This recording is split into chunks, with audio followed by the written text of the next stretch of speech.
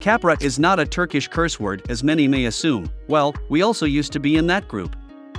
However, in fact, it is a term used for a deposit. The deposit or down payment that is made before a real estate transaction is made to reserve the object for the buyer or tenant.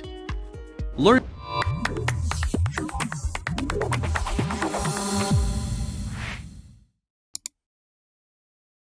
more in our new video. Few people know that the term Kapora is not a legal term, it is rather used in colloquial speech. In the contract, however, this term will look completely different. Actually, the word used in the contract to denote this very deposit determines the possibility of getting it back if the deal is cancelled. That is, if you decide to not purchase, the amount paid as a deposit may not always be returned. So, how can a Kapora be denoted in a contract? If the deposit is indicated in the contract as Bağlanma Parası, then it is quite possible to expect the return of these funds if the transaction does not take place for some reason. On the other hand, if the contract states Cayma Parası, it is likely that these funds will not be returned.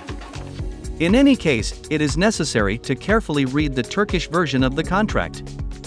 Usually, the moment related to the transfer of the deposit is written there in an additional paragraph, in which it is specified, for example, that the deposit is not returned in case of rejection of the purchase.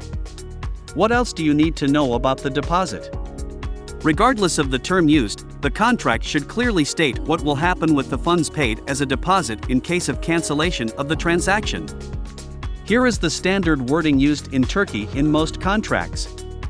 In case of rejection of the transaction by the buyer, the deposit remains with the seller. In case of cancellation of the transaction due to the seller's fault, the seller is obliged to return the deposit to the buyer in double the amount. The contract must be notarized, especially if it's about buying real estate, otherwise, its conditions will not have legal force. All characteristics of the object must be clearly specified in the contract. For example, in a contract for the purchase and sale of an apartment, the area, date of construction of the building, the presence of infrastructure, the presence or absence of encumbrances, etc. should be indicated.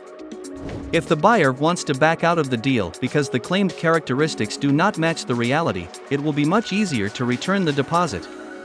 It is important to remember that the purchase and sale contract itself is not a basis for transferring ownership.